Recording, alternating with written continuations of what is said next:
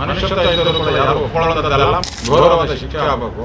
ರಾಜಕೀಯವಾಗಿ ಲಾಭ ಪಡೆದುಕೋಸ್ಕರ ಬೇರೆಯವರ ಅಮಾಯಕರನ್ನು ಹಿಡಿದು ಮಾಡಿಸುವುದು ವಾತಾವರಣ ದೇಶದಲ್ಲಿ ನಡೀತಾ ಇದೆ. ಯಾವುದೇ ಥರದ ರಾಜಕೀಯ ಲಾಭ ಪಡೆದುಕೊಳ್ಳುವಂಥ ಉದ್ದೇಶ ಯಾರೇ ಇದ್ದಿದ್ದರೆ ಅವರಿಗೂ ಕೂಡ ಯಾವುದೇ ಶಕ್ತಿ ಇದ್ದರೂ ಕೂಡ ಅದಕ್ಕೆ ಸದೆ ಬೆಳೆಯುವಂಥದ್ದು ಸರ್ಕಾರದ ಆದ್ಯ ಕರ್ತವ್ಯ. ಅಲ್ಲಿರೋ ಇಂಟೆಲಿಜೆನ್ಸಿಗಳು ಕೂಡ ಆಯ್ತಲ್ಲ ಅಂಥ ಸೂಕ್ಷ್ಮ ಪ್ರದೇಶ ಇರೋದರಿಂದ ಅವರು ಇದ್ರ ಬಗ್ಗೆ ಆಯ್ತಲ್ಲ ಗಹನವಾಗಿ ಅದನ್ನು ಅವರು ಕಣ್ಣಿಡಬೇಕಾಗಿತ್ತು. ಆದರೆ ಅಮಾಯಕರಾಗಿದೆ ಅಲ್ಲ, ಒಬ್ಬ ಮನುಷ್ಯನನ್ನು ಅವರು ಕೊಂದಿದ್ದೇ ಆದರೆ ಅವರು ಇಡೀ ಮನುಕುಲ ಒದಿಸಿದಷ್ಟು ಅದೈತಲ್ಲ ಪಾಪ ಇದೆಲ್ಲ ಅದ್ರ ಮೇಲೆ ಪರಿಗಣಿಸ್ತದೆ. ಆದ್ದರಿಂದ ಅದು ಯಾವ ಕಾರಣಕ್ಕೆ ಯಾರು ಮಾಡಿದ್ದಾರೆ ಅನ್ನೋದೈತಲ್ಲ ಅದು ಸಂಪೂರ್ಣವಾಗಿ ಅದು ವಿಚಾರ ಹೊರಬರಬೇಕು. ಯಾಕೆಂತಂದರೆ ಆಡಳಿತ ವ್ಯವಸ್ಥೆಯಲ್ಲಿರೋರು ಇದನ್ನು ಆಯ್ತಲ್ಲ ದೂರದೃಷ್ಟಿಯಿಂದ ಇದ್ರ ಬಗ್ಗೆ ಎಲ್ಲ ಅವರು ನಿಗಾ ಇಡಬೇಕಾಗ್ತೈತಿ. ಅಲ್ಲಿ ಇಂಟೆಲಿಜೆನ್ಸ್ನು ಕೂಡ ಆಯ್ತಲ್ಲ ಅಲ್ಲಿಯ ಒಂದು ಪ್ರವಾಸಿಗರಿಗೆ ರಕ್ಷಣೆ ಕೊಡಬೇಕಾಗ್ತೈತಿ.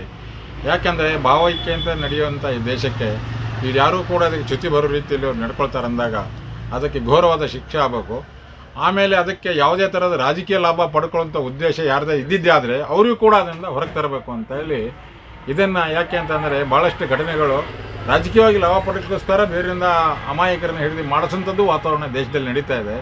ಆದ್ದರಿಂದ ಯಾವುದೇ ಕಾರಣಕ್ಕೂ ಯಾವುದೇ ರೂಪದಲ್ಲ ಅದಕ್ಕೆ ನಿಜವಾಗಲೂ ಕೂಡ ಮನುಷ್ಯತ್ವ ಇದ್ದರೂ ಕೂಡ ಯಾರೂ ಒಪ್ಕೊಳ್ಳೋಂಥದ್ದಲ್ಲ. ಮತ್ತು ಅದಕ್ಕೆ ಭಾಳ ಖಂಡನೆಗೆ ಅರ್ಹವಾಗಿರ್ತಕ್ಕಂಥ ಇದು ವಿಚಾರ ಆಗಿರೋದ್ರಿಂದ ನಾವು ಅವ್ರ ದುಃಖದಲ್ಲಿ ಕೂಡ ನಾವು ಕೂಡ ಮಾನವೀಯ ಅಂತಃಕರಣ ಇದ್ದವರೆಲ್ಲ ಕೂಡ ಅದಕ್ಕೆ ನಾವು ಇದೆಲ್ಲ ಕೂಡ ಅವರ ಬಗ್ಗೆ ನಮಗೆ ಸಹಾನುಭೂತಿ ಮತ್ತು ಅನುಕಂಪ ಅದರ ಜೊತೆಯಲ್ಲಿ ಇರಬೇಕು ಅಂತ ಹೇಳಿ ನಾನು ಬೇರೆ ನಾಗರಿಕರಿಗೂ ಕೂಡ ಇದರಲ್ಲಿ ಐತಲ್ಲ ಎಲ್ಲೇ ಆದರೂ ಕೂಡ ಇದು ಖಂಡನೆ ಮಾಡಬೇಕಂತ ಹೇಳಿ ನಾವು ಮತ್ತೆ ಅಂಥವ್ರಿಗೆ ಶಿಕ್ಷೆ ಒಳಪಡಿಸ್ಬೇಕು ಅಂತ ಹೇಳಿ.